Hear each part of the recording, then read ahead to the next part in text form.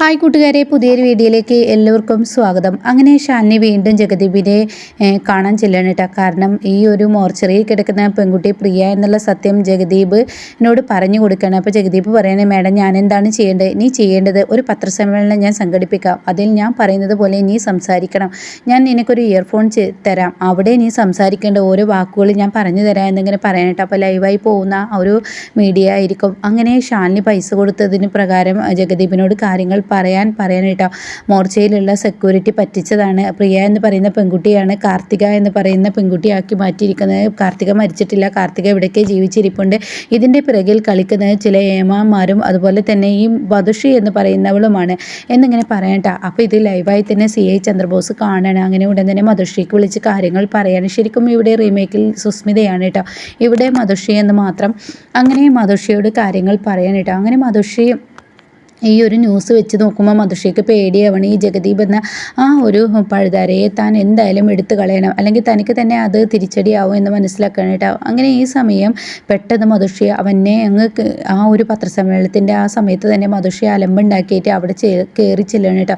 എന്നിട്ട് എന്താടാ താൻ അപവാദം എന്നെക്കുറിച്ച് പറയുന്നത്? താൻ കണ്ടിട്ടുണ്ടോ? ഞാനാണോ ആ ഒരു ഡെഡ് ബോഡി അവിടെ നിന്ന് ഏറ്റുവാങ്ങിയത് എന്നുള്ള സത്യമൊക്കെ താൻ കണ്ടിട്ടുണ്ടോ? പിന്നെ എന്താ എന്നെക്കുറിച്ച് പറയുന്നതെന്ന് പറഞ്ഞിട്ട് മധുഷി എന്ത് ചെയ്യും, ജഗദീപിനെ പിടിച്ചു വലിച്ച് അങ്ങ് കൊണ്ടുപോകുമ്പോൾ ശാലിനി ഇങ്ങനെ അപ്പോൾക്കപ്പം തന്നെ മെസ്സേജ് ഇങ്ങനെ ജഗദീപിനെ കൊടുക്കുന്നുണ്ട്, ഇനി അവളുടെ കൂടെ എന്ന് പറയണ്ട.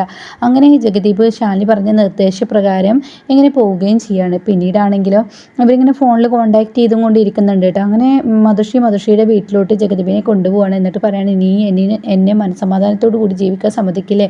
ഞാൻ നീയുമായി യാതൊരു കൂട്ടുമില്ലല്ലോ. നീ എന്ന വിഷയത്ത് അത് വല്ലാത്തൊരു ജന്മം തന്നെയാണ്. കാരണം എൻ്റെ ഭാര്യ എന്ന് പറയുന്ന സുസ്മിതയുടെ ഫ്രണ്ടല്ലേ നീ. അപ്പോൾ ആ ഒരു ഇത് നിനക്കുണ്ടാവുന്ന സുസ്മിത ഇത്രക്കില്ല, അതിലും ഡബിളാണ് നീ എന്നൊക്കെ ഇങ്ങനെ പറയുമ്പോൾ, എടാ നീ എന്താടാ എന്നെക്കുറിച്ച് വിചാരിച്ചിരിക്കുന്നത്? ഈ മധുഷിക്ക് മുന്നും പിന്നും നോക്കാനില്ല, മധുഷിക്ക് കൂട്ടുകുടുംബം ഒന്നുമില്ല, അതുകൊണ്ട് തന്നെ എന്ന് പറഞ്ഞിട്ട് അവിടെ ഇരിക്കുന്ന ഫ്ലവർ കൂജ എടുത്തിട്ട് ഈ ജഗദീപിൻ്റെ തലക്ക് അടിക്കാൻ കേട്ടോ.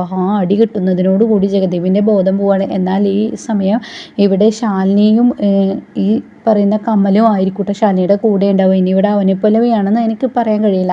അങ്ങനെ ഇവർ രണ്ടുപേരും ഇങ്ങനെ ജനലിലൂടെ ഈ ഒരു സീനൊക്കെ കാണുന്നുണ്ട് കേട്ടോ. അപ്പോൾ ശാലിനി തൻ്റെ മൊബൈലിൽ പകർത്തുന്നുണ്ട്. അപ്പോൾ ജഗദീപിനെ അടിച്ചുടൻ തന്നെ ജഗദീപിന് ആ സ്പോട്ടിൽ ബോധം പോവാണ്. കാരണം തലയുടെ ബാക്കിലാണ് അടിയിട്ടിരിക്കുന്നത്.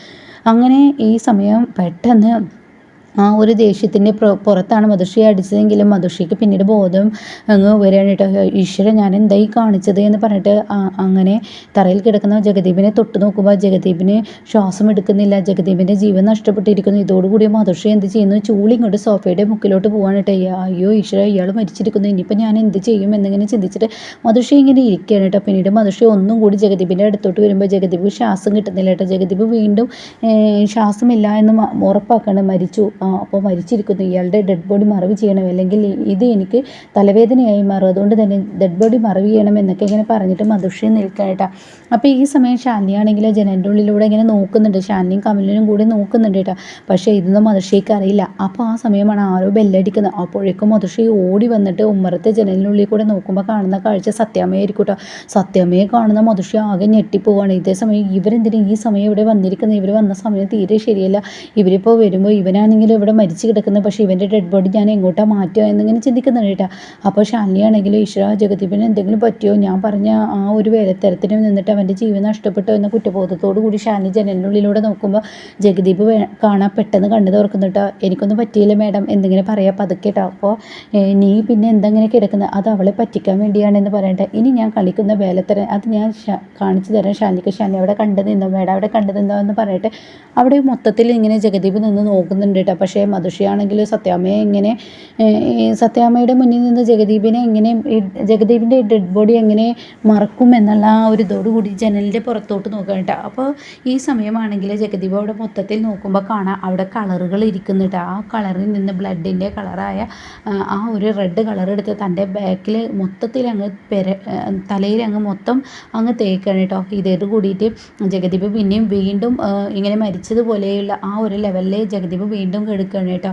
അങ്ങനെ ജഗദീപ് കിടക്കുന്ന സമയത്ത് ഇങ്ങനെ മധുശ്രീ ഈശ്വര ഇവൻ്റെ ഡെഡ് ബോഡി മാറ്റട്ടെ, അത് തന്നെയാണ് ഞാൻ ചെയ്യേണ്ട ആദ്യത്തെ കാര്യം എന്ന് പറഞ്ഞ് പെട്ടെന്ന് ആ ഡെഡ് ബോഡി അവിടെ നിന്ന് മാറ്റാൻ വേണ്ടി മധുശ്രീ ഓടി വരാനായിട്ട്. അങ്ങനെ ജഗദീപിൻ്റെ കാല് പിടിച്ച് വലിക്കുമ്പോൾ കാലിലുള്ള ഷൂസ് അങ്ങ് കയ്യിലോട്ട് കൊണ്ട് പോരുമ്പോൾ മധുശ്രീ അവിടെ ചെന്നടി തല അടിച്ച് വീഴുകയാണ് കേട്ടോ. ഇതോടുകൂടി മധുശ്രീ ഇവനെ തൊടുമ്പോഴൊക്കെ വേദനയാണല്ലേ ഈശ്വരൻ എനിക്ക് കിട്ടുന്നത്. അപ്പോഴേക്കും ശാലിനി തൻ്റെ മൊബൈലിൽ പകർത്താണ് ഇവൾ ചെയ്യുന്ന പ്രവൃത്തികളെല്ലാം.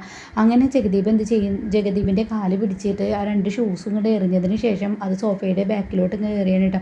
പിന്നീട് ജഗദീപിൻ്റെ കാലുകൾ പിടിച്ച് വലിച്ച് ഇങ്ങനെ പതുക്കെ ഈ സോഫയുടെ ബാക്കിലോട്ട് ഇങ്ങനെ മധുശ്രീ കൊണ്ടുപോകുന്ന സമയത്ത് ജഗദീപ് ഇങ്ങനെ തലയിൽ ഇങ്ങനെ ചോര പുരട്ടിയിട്ടുണ്ടല്ലോ, അതിങ്ങനെ ഈ വലിക്കുന്നതിനനുസരിച്ച് അവിടെ ഒരു വര പോലെ വരുന്നുണ്ട്. പക്ഷേ അത് മധുശ്രീയുടെ കണ്ണിൽ കാണുന്നില്ല. അങ്ങനെ മധുശ്രീ സോഫയുടെ പിറകിൽ കൊണ്ടുപോയി അങ്ങ് കിടത്തിയതിനോട് കൂടിയിട്ട് ഒരു ബെഡ്ഷീറ്റ് എടുത്ത് മുഖത്ത് മുണ്ടിട്ട് കൊടുക്കുന്നുണ്ട് കേട്ടോ. അതുകൊണ്ട് ഇനി രക്ഷപ്പെടാമെന്ന് പറഞ്ഞ് മുന്നിലോട്ട് നടക്കുമ്പോൾ താൻ കാണുന്ന കാഴ്ച അവിടെ ചോരയുടെ അടയാളമായിരിക്കും കേട്ടോ. ഈശ്വര, ഇവൻ്റെ തലയിൽ നിന്ന് ചോര വന്നിട്ടുണ്ടോ, ഇനിയിപ്പോൾ ഞാൻ എന്താ ചെയ്യുക എന്ന് കരുതിയിട്ട് മധുശ്രീ എന്ത് ചെയ്യും, ഒരു തുണി എടുത്തിട്ട് ആ ചോര മൊത്തത്തിൽ തുടച്ചെടുക്കുക. അപ്പോൾ അതൊക്കെ ഷാലിനി മൊബൈലിൽ പകർത്തുന്നുണ്ട് കേട്ടോ. അപ്പോഴാണെങ്കിൽ സത്യഭാമ അടിച്ചതിന് മുകളിലൂടെ ബെല്ലടിച്ചും കൊണ്ടിരിക്കുകയാണ്. അപ്പോൾ തന്നെ കമലൻ പറയുന്നുണ്ട്, എന്തിനാണോ അപ്പോൾ ആ ബെല്ലടി എന്ന് പറയുന്നുണ്ട്. സത്യഭാമ എന്തിനാണ് വന്നിരിക്കുന്നത് എന്നിങ്ങനെ പറയുമ്പോൾ വിഷ്ണുവേട്ടനെ രക്ഷിക്കാൻ വേണ്ടി ഇവളാണ് കുറ്റക്കാരി എന്ന് സത്യഭാമക്ക് മനസ്സിലായിട്ടുണ്ടാവും എന്നൊക്കെ ഇങ്ങനെ പറയാൻ കേട്ടോ. പിന്നീടാണെങ്കിലോ ജഗദീപ് ഇങ്ങനെ സോഫയുടെ പിറകിൽ കൊണ്ടേക്ക് കിടത്തിയിട്ടുണ്ട്. അപ്പോൾ ജഗദീപിൻ്റെ ചോരപ്പാടൊക്കെ ഇങ്ങനെ തുടച്ചതിന് ശേഷം ബെഡ്ഷീറ്റ് ഇട്ട് കൊടുത്തിട്ടുണ്ട്. പക്ഷേ ഈ മധുശ്രീ വെപ്രാളത്തിൽ ജഗദീപ് അവിടെ എണീറ്റിരിക്കുന്നുണ്ട്. പക്ഷെ അത് ശ്രദ്ധിക്കുന്നില്ല കേട്ടോ. ജഗദീപ് മറിഞ്ഞും കൊണ്ട് തന്നെ മധുശ്രീക്ക് പണി കൊടുക്കാൻ ഒരുങ്ങിയിരിക്കുകയാണ്. അങ്ങനെ സത്യഭാമയുടെ ഡോറ് പെട്ടെന്ന് അങ്ങ് മധുശ്രീ തുറന്നു കൊടുക്കുമ്പോൾ സത്യഭാമ അകത്തോട്ട് ഇടിച്ച് കയറണം കേട്ടോ. എന്നിട്ട് പറയണേ, മര്യാദക്ക് പറയടി, എവിടെയടി കാർത്തികൻ എൻ്റെ കസ്റ്റഡിയിലാണെന്ന് എനിക്ക് മനസ്സിലായിട്ടുണ്ട്. എൻ്റെ മകനെ കൊടുക്കാൻ വേണ്ടിയല്ലേടി ഇനി ആ കാർത്തികയെ ഒളിപ്പിച്ച് വെച്ചിരിക്കുന്നത്, മര്യാദക്ക് പറയടി എന്ന് പറഞ്ഞിട്ട് മധുശ്രീയുടെ തലങ്ങും വിലങ്ങും ഇട്ടടിക്കാനുണ്ടോ. പക്ഷേ ആ അടിയൊക്കെ മധുശ്രീ കൊള്ളേണ്ട അവസ്ഥ വരികയാണ്. കാരണം തൊട്ട് പിറകെ ഇങ്ങനെ ജഗദീപിൻ്റെ ഡെഡ് ബോഡിയാണ് കിടക്കുന്നത്. അത് സത്യമ്മ കാണുമോ എന്ന് ഭയപ്പാടാണ് കേട്ടോ. അങ്ങനെ സത്യമ്മ മാറി നിൽക്കടി എവിടെയെന്ന് പറഞ്ഞിട്ട് സത്യമ്മ അകത്തോട്ട് ഇടിച്ച് കയറി ആ വീട് മൊത്തത്തിൽ ഇങ്ങനെ സെർച്ച് ചെയ്യാനായിട്ട് ഇവിടെ ഉണ്ടാവും ഡെഡ് ബോഡി എന്നുള്ള ആ ഭാവത്തിൽ അവിടെ ഇവിടെയൊക്കെ നോക്കുകയാണ് കേട്ടോ. അപ്പോൾ അവിടെ നിന്നും സത്യമ്മക്ക് കാണില്ല. ഈ സമയം മധുശ്രീ ആണെങ്കിൽ അവിടെ ഒരു കർട്ടൻ ഉണ്ടാവും. ആ കർട്ടന് കൊണ്ട് ഇങ്ങനെ ജഗദീപിൻ്റെ ഡെഡ് ബോഡി ഇങ്ങനെ മറക്കുകയാണ്. പക്ഷേ ജഗദീപ് ആണെങ്കിൽ എണീറ്റ് ഇരുന്നിട്ട് ഷാലിനിയോട് ഓരോ കോപ്രായം കാട്ടാനായിട്ട്. അപ്പോൾ ഷാലിനി പറയുന്നുണ്ട്, നീ അവിടെ അടങ്ങി കിടക്കുക, അല്ലെങ്കിൽ അത് പ്രശ്നം അവൾ കാണും എന്നൊക്കെ ഇങ്ങനെ പറയുമ്പോൾ, ഇല്ല എന്നെ അവൾ കാണില്ല, അവൾ സത്യാമ്മയല്ലേ നോക്കുന്നതെന്ന് പറയണം. അങ്ങനെ സത്യാമ്മ അകത്തൊക്കെ പരിശോധിച്ചിട്ട് പുറത്തോട്ട് വരാനായിട്ട്. എന്നിട്ട് സത്യാമ്മ പറയണേ, എൻ്റെ കുഞ്ഞിനെ രക്ഷിക്കാനാണ്, മര്യാദക്ക് പറയടി കാർത്തിക എവിടെയെന്ന് ഇങ്ങനെ മധുശ്രീയോട് ചോദിക്കുന്ന. മധുശ്രീ പറയുന്നുണ്ട്, സത്യാമ്മ എനിക്കതിൻ്റെ ആവശ്യമില്ല, ഞാൻ ഒരിക്കലും നെറുകേട്ട പ്രവൃത്തി സത്യാമ്മയായിട്ട് ചെയ്യില്ല, എൻ്റെ ആരാധികയാണ് സത്യാമ്മ എന്നൊക്കെ പറയുമ്പോൾ, മര്യാദ പോടി നിൻ്റെ ഈ ഒലഞ്ഞ സംസാരം എന്നൊക്കെ പറഞ്ഞിട്ട് അങ്ങ് ദേഷ്യം പിടിച്ച് സത്യാമ്മ അവിടെ നിന്ന് പോകുന്നു കേട്ടോ. എന്നാൽ ഈ സമയം മധുശ്രീ പിന്നീട് ഇങ്ങനെ ഈ ജഗദീപിൻ്റെ അടുത്തോട്ട് വരികയാണ്. അപ്പോൾ ജഗദീപിനെ മൊത്തത്തിലൊരു തുണിയിൽ പൊതിഞ്ഞിട്ടുണ്ടാവും. അപ്പോൾ ഇത് കാണുന്നതിനോട് കൂടിയിട്ട് ഇങ്ങനെ മധുശ്രീ ഈശ്വരൻ ഞാൻ ഇനി എന്ത് ചെയ്യും, എൻ്റെ ഡെഡ് ബോഡി എവിടെ മറവി ചെയ്യുമെന്ന് പറഞ്ഞ് ഇരുട്ടാവുന്നത് വരെ അവിടെ ഇങ്ങനെ ഇരിക്കുക. അപ്പോൾ ഷാലിനിയും ഇതേപോലെ പുറത്തിങ്ങനെ ജനലിലൂടെ നോക്കുന്നുണ്ട് കേട്ടോ. അങ്ങനെ ഇരുട്ടായി എന്ന് കാണുമ്പോൾ ജഗദീപിനെ പിടിച്ച് വലിച്ച് മുറ്റത്തോട്ട് കൊണ്ടുപോയിട്ടിട്ട് അവിടെ ഇങ്ങനെ കുഴി കുത്തുമ്പോൾ, ഷാലിനി എൻ്റെ ജീവൻ ഇനി എന്താവുമോ എന്നിങ്ങനെ ഷാലിനിയോട് പതുക്കെ ഇങ്ങനെ ഇയർഫോൺ വഴി ഇങ്ങനെ സംസാരിക്കുന്നുണ്ട് കേട്ടോ. അപ്പോൾ ഈ സമയം മധുശ്രീയാണെങ്കിൽ വെപ്രാളമാണ്, മധുശ്രീ കുഴി വെട്ടുന്ന ആ വെപ്രാളമാണ്. അപ്പോൾ ഈ സമയം ഷാലിനി പെട്ടെന്ന് കമലിനോട് പറയണം, കമല നീ പെട്ടെന്നൊരു ഓക്സിജൻ മാസ്ക് മേടിച്ച് കൊണ്ടുപോകാം എന്നിങ്ങനെ പറയുന്നത് കേട്ടോ. അങ്ങനെ അതിനുള്ള സെറ്റിങ്സോട് കൂടിയിട്ട് ഇങ്ങനെ കമലിനോട് ആവശ്യപ്പെടുമ്പോൾ കമലം പെട്ടെന്ന് അവിടെ നിന്ന് പോയിട്ട് അത് വാങ്ങി കൊണ്ടുവരുന്നത് കേട്ടോ. ഇതേ സമയം മധുശ്രീ കുഴി വെട്ടിയിരിക്കുകയാണ്. അപ്പോൾ കമല അവിടെ എത്താണ്. അപ്പോൾ നീ ചെയ്യേണ്ടത് ഗേറ്റിന് വെളിയിൽ നിന്ന് നീ സംസാരിക്കണം എന്ന് പറയണം. അങ്ങനെ കമലിനെ ഗേറ്റിൻ്റെ വെളിയിലോട്ട് വിടുകയാണ് കേട്ടോ. ഇതേ സമയം മധുശ്രീ കുഴി വെട്ടിയിട്ട് ഈ ജഗദീപിനെ ആ കുഴിയിലോട്ട് ഇടാൻ ശ്രമിക്കുന്ന സമയത്ത് ആരുമില്ല ഇവിടെ എന്ന് പറഞ്ഞിട്ട് കമലൻ്റെ വിളികളായിരിക്കട്ടെ അത് കേൾക്കുന്ന മധുശ്രീക്ക് വെപ്രാളമാണ്. ഈശ്വര ആരോ വരുന്നു, എന്തായാലും അവനെ ഗേറ്റിൻ്റെ വെളിയിൽ വെച്ച് തന്നെ തടയണം, അല്ലെങ്കിൽ ഞാൻ ഈ കുഴി വെട്ടി ഇവനെ ഇതിലോട്ട് ഇടുന്നത് കാണില്ല ഈശ്വര എന്ന് പറഞ്ഞിട്ട് എന്ത് ചെയ്യുന്നു മധുശ്രീ പെട്ടെന്ന് ഗേറ്റിനും മുന്നിലോട്ട് ഓടിച്ചെല്ലുന്നുണ്ട്. അപ്പോൾ അവിടെ ചെല്ലുമ്പോൾ ആരെയും കാണുന്നില്ല. അപ്പോഴേക്കും കമല എന്നെ അകത്തോട്ട് കയറി പറ്റിയിട്ടുണ്ടാവും കേട്ടോ. അങ്ങനെ ജഗദീപിനാണെങ്കിലോ ജഗദീപിനാണെങ്കിലോ ഷാലിനി ഈ മാസ്ക് വന്ന് വെച്ച് കൊടുക്കുകയാണ്.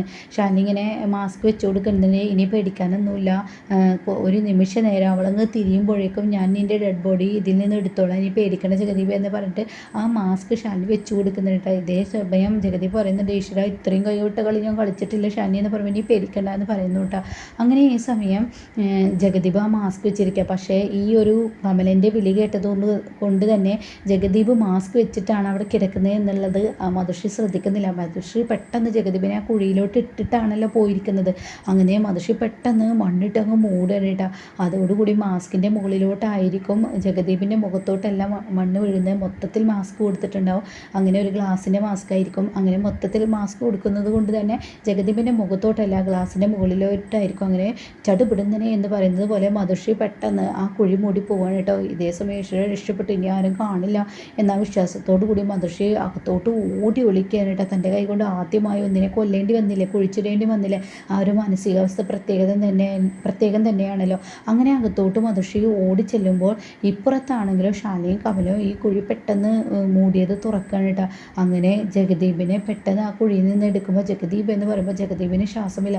അങ്ങനെ ഇവർ ജഗദീപ് എന്ന് പറഞ്ഞിട്ട് ജഗദീപിൻ്റെ പുറത്തോട്ട് കൊട്ടുമ്പോൾ പെട്ടെന്നൊരു ശ്വാസം ജഗദീപിനെ അങ്ങ് വരുന്നുണ്ട്. അപ്പോൾ ജഗദീപ് പറയണം, ഇതുവരെ ഞാൻ എൻ്റെ ജീവൻ പോകുന്ന ആ ഒരു പേടിയുണ്ടല്ലോ, ആ പേടിയിൽ എൻ്റെ ശ്വാസം അടക്കി പിടിച്ചിരിക്കുകയായിരുന്നു എന്ന് പറയട്ടെ. അതേസമയം ഷാനി പറയണേ, ഇനിയാണ് കളി തുടങ്ങുന്നത്, ഇനി ഞാൻ വെറുതെ വിടാൻ ഉദ്ദേശിക്കുന്നില്ല, ഞാൻ ഇനി തിരിച്ചടി കൊടുക്കുകയാണ് എന്ന് പറഞ്ഞിട്ട് ജഗദീപിനെ വെച്ചിട്ട് ഇനി മധുശ്രീയെ ബാധയാണെന്ന് പറഞ്ഞിട്ട് ഇവരെല്ലാവരും പ്രേതങ്ങളായിട്ട് ഈ മധുശ്രീയുടെ മുന്നിലോട്ട് വരുന്ന ആ ഒരു സീനുണ്ട് കേട്ടോ. അപ്പോൾ ഇതിൻ്റെ ബാക്കി റിവ്യൂ കേൾക്കണം എന്നുള്ളവർ ചാനൽ സബ്സ്ക്രൈബ് ചെയ്താൽ ഞാനിടുന്ന വീഡിയോൻ്റെ നോട്ടിഫിക്കേഷൻ നിങ്ങൾക്ക് ലഭിക്കും കേട്ടോ.